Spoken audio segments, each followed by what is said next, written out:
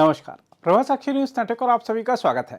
जम्मू कश्मीर की राजनीति में युवाओं के बीच नई उम्मीद का प्रतीक बनकर उभरी शगुन परिहार राज्य विधानसभा की सबसे युवा और ऊर्जावान विधायक के रूप में जानी जाती हैं। अपने क्षेत्र के विकास कार्यों में निरंतर सक्रिय रहने वाली शगुन परिहार न केवल जनता की समस्याओं को गंभीरता से उठाती हैं, बल्कि अपने अडिग राष्ट्रवादी दृष्टिकोण से भी राजनीतिक हलकों में अलग पहचान बनाए हुए हैं। आतंकवाद के खिलाफ उनका कड़ा रुख विशेष तौर पर उल्लेखनीय है। मुंबई दौरे के दौरान उन्होंने 26/11 आतंकी हमले को लेकर पाकिस्तान पर जमकर प्रहार करते हुए कहा कि भारत की सहनशीलता को कमजोरी न समझा जाए। अब नया भारत आतंक के हर रूप को मुंहतोड़ जवाब देना जानता है। हम आपको बता दें कि शगुन परिहार न केवल आतंकवाद के मुद्दे पर निर्भीकता से आवाज उठाती हैं, बल्कि अनुच्छेद 370 हटाए जाने के बाद जम्मू कश्मीर में आए सकारात्मक बदलावों पर भी खुलकर बोलते हुए उन लोगों की आलोचना करती हैं जो इन परिवर्तनों को स्वीकार करने से इनकार करते हैं। उनका कहना है कि अब जम्मू कश्मीर नए दौर में प्रवेश कर चुका है, जहां विकास, शिक्षा और शांति को आतंक और अलगाव की राजनीति पर वरीयता दी जा रही है। जो आतंकवाद और पाक स्पॉन्सर टेररिज्म से जितने भी लोग लिंक्ड हैं, मैं उनको बता दूं, मुंबई महाराष्ट्र जो जगह है, ये है मुल्क मराठों का, जहां शिवाजी डोला था। मुगलों की ताकत को जिसने तलवारों से तोला था, वीर शिवाजी ने रखी थी लाज हमारी शान की। इस मिट्टी से तिलक करो, ये धरती है बलिदान की।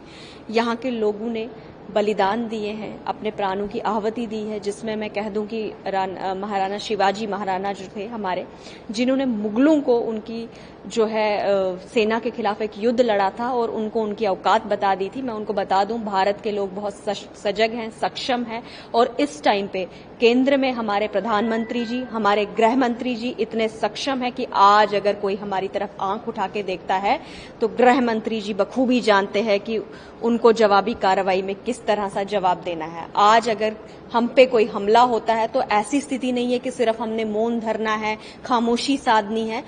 आज अगर हम पे कोई हमला होता है, आज अगर हमने वो दौर भी देखा है जब हमारी सेना के जवानों के गले काट के लिए जाते थे, लेकिन we are really thankful to our honourable home minister, जिनकी वजह से हमारे अभिनंदन जैसे पायलट जो हैं उनको ससम्मान भारत वापस लाया जाता है। आज हमारी सेना सक्षम है।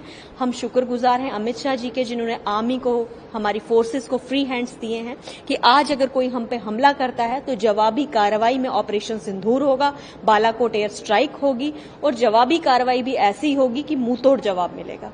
देखिए, आतंकवाद हमारे लिए बहुत बड़ी समस्या थी, लेकिन जिस तरह से हमारे गृह मंत्री जी ने, जिस तरह से हमारे प्रधानमंत्री जी के नेतृत्व में गृह मंत्री जी ने जो काम किया है, मुझे लगता है वो सराहनीय है। जहां हम पहले मौन धारण करते थे, वहां आज जवाबी कार्रवाई हो रही है। आपने देखा ही होगा, नक्सलिज्म खत्म होने वाला है 2026 में, और मुझे पूरा विश्वास है अपने केंद्र नेतृत्व पे, अपने प्रधानमंत्री जी पे, अपने गृह मंत्री जी पे, कि जल्द ही जम्मू कश्मीर ही नहीं पूरा भारत आतंकवाद मुक्त होगा। जम्मू कश्मीर में शांति बहाल है मोदी राज में? बिल्कुल, मुझे लगता है मोदी राज में हम बदलता हुआ जम्मू कश्मीर देख रहे हैं। वो कश्मीर जो पहले से ही अपनी ब्यूटी और अपनी काइंड हॉस्पिटैलिटी की वजह से जाना जाता था, मोदी राज में फिर से कश्मीर अपनी ब्यूटी और अपनी काइंड हॉस्पिटैलिटी की वजह से जाना जाएगा। देखिए, आर्टिकल 370 से पहले जम्मू कश्मीर की जो सिचुएशन थी, उस समय पत्थरबाजी इस कदर बढ़ रही थी कि 2500 के करीब हमारे जवान जो हैं उस समय जख्मी हुए थे। 112 के करीब हमारे जवान मारे गए थे। लेकिन जब से 370 हटा है, तब से एक भी बार पत्थरबाजी की कोई घटना सामने नहीं आई। 132 के करीब ऑर्गेनाइज स्ट्राइक होती थी, लेकिन आज कश्मीर में ना तो कोई बंद की कॉल होती है, ना ही कोई स्ट्राइक होती है। ये बदलता हुआ कश्मीर है, जहां आतंकवादी घटनाओं की वजह से 6493 हमारे सुरक्षाकर्मी मारे गए थे, वहां ये आंकड़े इतने कम हो गए, मुझे लगता है 80% तक की कमी जो है इन आंकड़ों में आई है। जहां 370 से पहले 80% आतंकी घटनाएं होती थी, उस 80% को कमी आई है और आज आतंकी घटनाएं जो है वो नेग्लिजिबल के बराबर हो गई हैं। मैं आपको बता दूं 370 जब तक था तो 70 बार सीज फायर वायलेशन हुआ था, लेकिन जब से 370 हटा है 2 बार सीज फायर वायलेशन हुआ है और दूसरी बार की जवाबी कार्रवाई में ऑपरेशन सिंदूर हुआ है।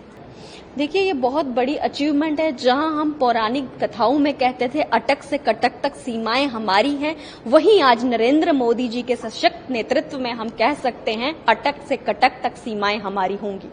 हम आपको यही बता दें कि विधानसभा में भी शगुन परिहार अपनी स्पष्टवादिता और जन सरोकार से जुड़े मुद्दों के कारण अलग पहचान रखती हैं। वह अपने क्षेत्र में सड़क, शिक्षा, स्वास्थ्य और रोजगार से जुड़े मामलों को बार बार उठाती हैं और इन पर ठोस कार्यवाही की मांग करती हैं।